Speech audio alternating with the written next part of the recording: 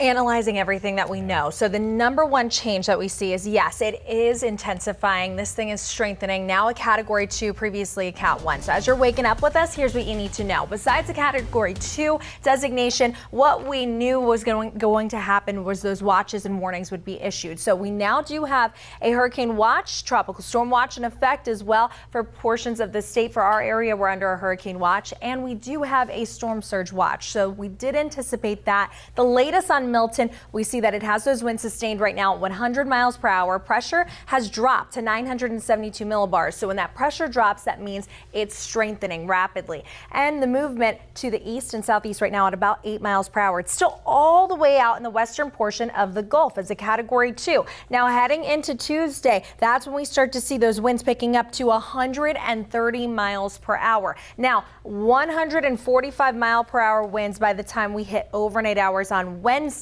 Now, could it briefly become a Cat 5? Sure, out there in the Gulf. However, here's the key piece of good news we want to focus in on, is that we could see it drop to a Cat 3. Thanks to wind shear, that's going to help to disorganize this storm and weaken it a little bit before it makes the landfall. And you could see as it's pushing over the state, by the time it reaches Orlando, central portions of the state, it will be downgraded and weakened potentially into a category 1. So that's going to be the main key takeaways is number 1, it is now a category 2.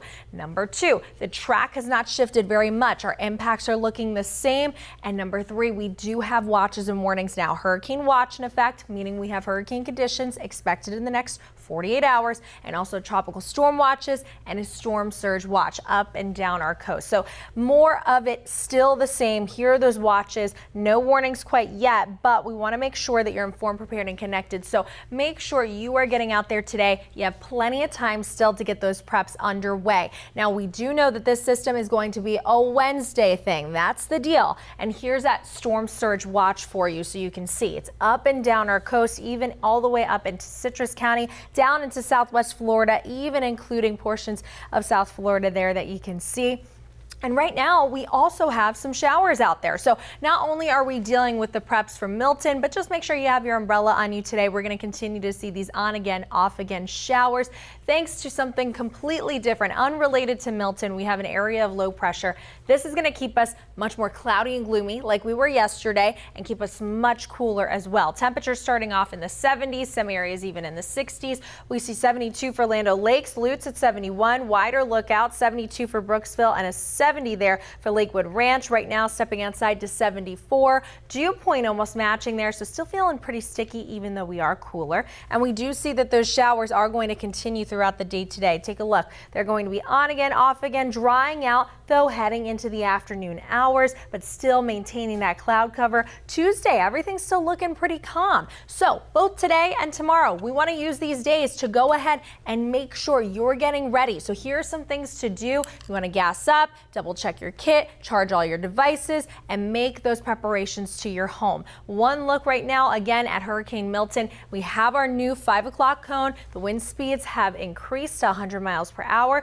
The pressure has dropped, and it is still located all the way in the western portion of the Gulf of Mexico. It's going to continue then to strengthen over these warm Gulf waters, and then as it tries to make that landfall, it's going to interact with wind shear before it does. That'll help to drop it. However, those watches are still in effect because of how big this system is. So here's the key piece of good news. Take a look at the system. That circle right there interacting with all that dark blue. That's the wind shear. That's going to help to debilitate the system a little bit. The Euro and the GFS still not in great agreement. The GFS takes it farther north while the Euro keeps it farther south. So the farther south it is, the less impacts we are going to face here in terms of surge. However, everyone's going to be impacted. The West Coast, even the East Coast as well. Look at these winds kicking up. This is heading into your Wednesday and Thursday. Those winds are going to be really just something else. At this point, what we know is that the system is going to continue to realistically have a very large wind field, meaning those impacts are going to be felt far outside of the cone. That's why we can't focus on the line. But you do see the line is just south of Tampa Bay, meaning that we are going to face those impacts here. So we want to make sure you're just ready to go. But remember this, we have something called feeder bands much earlier ahead of where the eye wall is. So we start to see the rain, isolated tornadoes heading into late Tuesday and early early Wednesday. And we do know that we have that excessive rainfall outlook, so that's something else to look at too. So here are the three main takeaways. Surge, rain, wind, and isolated tornadoes are possible